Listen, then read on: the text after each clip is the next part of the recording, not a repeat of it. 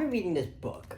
It's called The Anxious Generation. It's kind of forced in my school. I kind of wanted to talk about it because the whole entire thing is talking about this generation, and aren't you curious as well? I spent a ridiculous amount of time actually reading this book. Yeah, I have footage of me reading the start of it. After that, I kind of just read it whenever I got the free time to, and I just took my quiz on it. Felt pretty good about it. But I wanted to talk about how anxious this generation is because that's kind of what the whole entire book is about. And I might be talking about this book for a decent while on Therapy Thursdays and kind of going more in depth on certain segments that I have my own opinions on and what I think is actually correct and therapeutic about it. But let's talk about the stats. He's talking about the anxious generation and how they are so stressed out. I guess that's really what anxious is, right? How much you're worried about things, how much more you are enact, and how much more of this like bad emotion you're feeling. I don't really know the definition of anxious, but I'm assuming that is that's what I know it as. Let me search it up. Yeah, that's right. Yeah, you're feeling uneasiness, maybe feeling a bit worried or something that's, uncertain. Definitely true. I mean, our generation kind of, if you think about it, our generation's not very great on all that stuff. He kind of talks about, and he goes in depth about this thing called, about how kids don't go outside, doesn't talk front to face with like other people. Basically, people are too much in their comfort zones, and it causes worriness and anxiousness once people get older, because they're saying how people in our generation are set up the wrong way, which makes us anxious. One thing that I will go way more in depth about on another Therapy Thursday is definitely about how parenting has changed so much over the years now. And this generation parenting, he mentions a lot, that it's a lot more protective. Not protective on the internet side, but protective in the actual world sense. Like, he kind of talks about how, oh wait, you have to worry about, your kid can't stay home alone until they're like 11. Or like, they can't go out on a play date until they're like 7. But like, obviously a kid should be able to do whatever he wants. And he was saying how kids should try to feel as valuable as like they feel like a member in this house, instead of it feeling like they have to follow all these restrictions. And that's definitely true. It definitely allows someone to grow way more, to understand boundaries and all that kind of stuff. And it's a lot harder for someone that's just staying indoors a lot more time because of their parenting. And the way that we are set up kind of is also bad, because the way that we grow up is not having this fear of missing out. The most strongest thing and the most annoying thing about our generation, because everyone has this feeling of missing out. And that easily causes FOMO, because the problem is social media is bad, bro. I got Instagram like maybe 3 months ago. Yeah, that thing's the devil's curse, buddy. That thing is vicious. Because reels are actually really fun to watch. I can't even lie. I used to, when I first got Instagram, I kind of just tap through everyone's stories, like all of them, that kind of stuff, do the checkup on everyone. Now I never check anyone's stories. Not because I don't got time, and I definitely still care about all the people, but it's more like I'm just not engaging with social media anymore, and I feel very good about that part. Have I stopped the reels doom scrolling habit every once in a while? No, I've not stopped that. But see, that's the problem as well. He kind of talks about how girls are so anxious about their looks now in this generation because of social media, because they see so much about that. And I've heard about that. That one makes sense. And he kind of talks about how boys are like, basically boys are doing things before that used to be, oh, I play video games with my homies because, that's the way that we can connect. Instead, he was mentioning how now sometimes guys just play video games just because it's their comfortability. And that's the problem with being anxious, is that when you're out of your comfort zone, you don't feel comfortable. You feel uneasiness. And we're set up to basically be at home way more often, way more of a comfort spot. He's also talking about how you just don't talk to as much people. Like, you don't, like, guys have less close friends nowadays, I guess, which is seems normal of a stat, really. I don't think anyone's like saying that's a bad thing, though. And he was also mentioning how you're just like people are out the house, like your parents are out the house more often, so you're just kind of left alone to sit there and do literally nothing but type to people. You're also one thing I will say that's pretty interesting in that like he's mentioning how it's very important to see people's faces in real time, how they react, their tone of voice, and all these things. And the more I think about it, I actually do agree with that book a lot more because, like, with that specific thing, because there's a lot of times that people are overthinking certain things. I think of the times when, like, your homie is falling in love with this girl or this, or your girl, like not your girl, but one of your friends that are girls. I don't know how to describe them in like a normal way. Can we have an easier term for them, like, so that I can describe my friends that are girls, like I guess I can also call them homies because they're not really that much different than guys.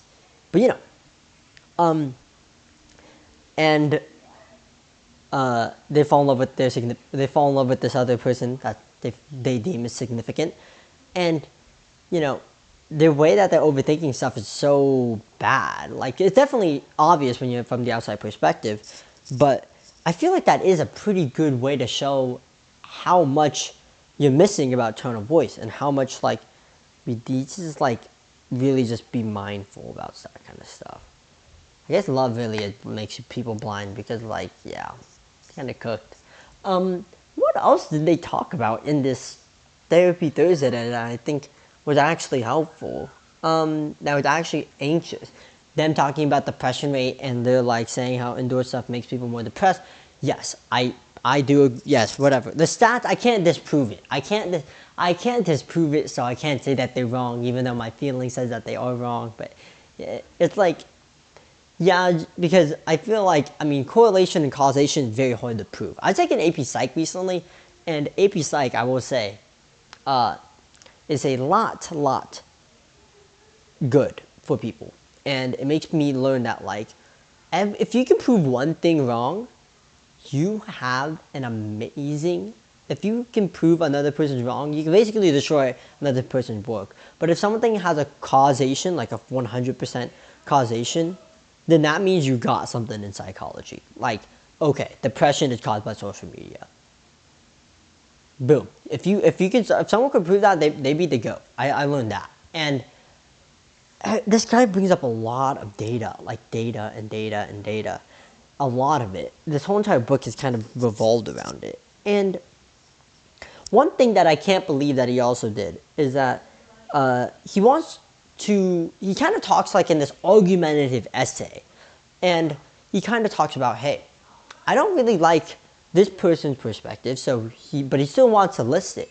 And he said this perspective, and he's like, nah, I just don't. I don't agree with it because obviously it makes sense. You don't want to agree with something that's going against you.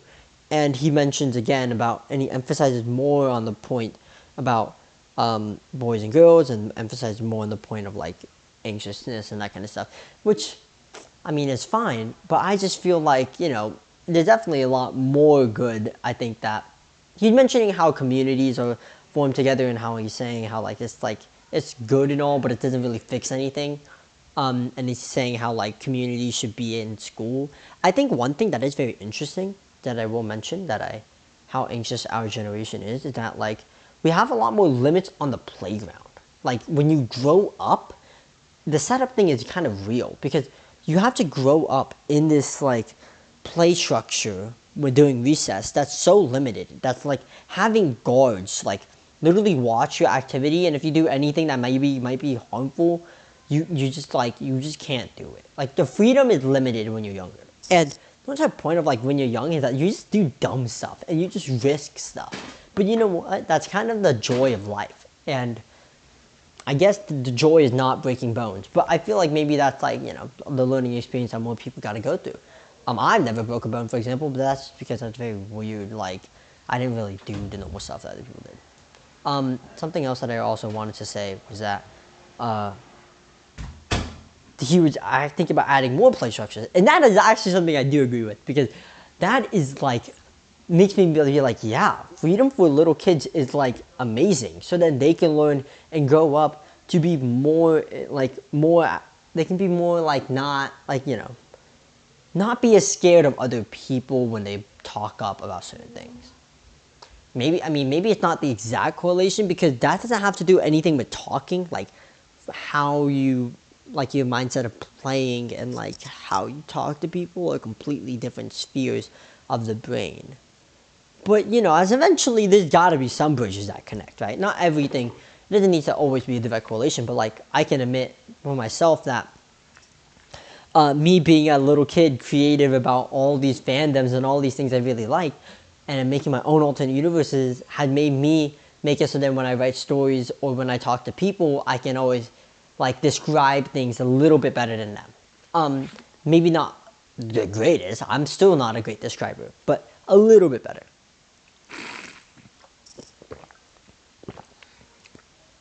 Yeah. One thing that he was mentioning that I do think is pretty serious, that age limits on apps is way too low. Like he's mentioning how because people get access to something so young, and possibly even younger, is so bad. Like he's mentioning how the hub is like that shouldn't be allowed for anyone that's under the age of 18. There's no, you just click yes and boom, you're there. And I was like, yeah, I definitely do agree with that. There's a lot of things that mess up a young mind, and watching like people that watch that kind of stuff when they're below the age of 18 is not going to be very good. Like your brains like that aren't matured yet, and guys that like aren't meant that have like completely different thoughts, like those are problems I genuinely see. It has nothing to do with anxiousness, by the way. How anxious this generation is, in my opinion, I think that's just flaws of the internet. Like there's flaws of the internet that he brings up a lot, but it doesn't have to actually deal with the title of the book, how like the anxious generation, which is what I actually was pretty curious about, because the flaws of the internet is something that we can all admit that they're there. But he brings up a lot about that. That's all I really have to say today, though, because the therapy Thursday was more of a yap. But honestly, that can be a pretty good thing. People don't really get to hear people talk about stuff all the time. I think it's very sad as well. One thing, I guess my therapy Thursday advice for today is that not enough people get to yap about their hobbies. There's so many things people think about in their brain when they're in the shower, when they're sitting on the toilet, when they're doing whatever, that they don't get to talk about. For my thing is like thinking about these certain stories or like certain characters about these things, and I'm like, I love this character because of this stuff. Right? I don't get to talk about that with people. Why? Because people that are interested in it will talk about other things that we can both share, so we can actually have a flowing conversation or a similar experience and that kind of stuff. But it's very weird to bring up, and if it misses, it's an absolute sinker in the conversation stuff. So I think it's very good to listen to other people. I also think it's fun to listen to other people with like weird, random stuff or hobbies that they have, because like, and they know so much about it, because it's like what in your brain you're like, I wouldn't even have considered thinking about doing that as a hobby. But I will say it is mad fun to listen to someone that's really into something that you have no idea about. Like, but I guess not enough people get to like talk about weird hobbies. Like I guess you can just ask like, hey, what do you do when you're bored? Or like, I guess not like that. But people will give you the very most generic answer, so that I guess that is a problem. Maybe that's a problem with our generation. It has to do with unanxiousness, but I guess it's more like a needing to fit in type thing. Yeah. Very long therapy Thursday today, though. I'm gonna go talk more about the parenting thing next week. I'm gonna be talking more about the anxious generation, just because it's what I've been learning about. And then when I get to psychology stuff or interesting psychology stuff, I'll tell you something I've learned, or not learned, but there's certain types of the brain. One part of your brain creates a personality, and if that part of the brain gets destroyed, for example, then you have a completely different personality. Pretty interesting. That's all I have to say today, though, and I'll see you all next week.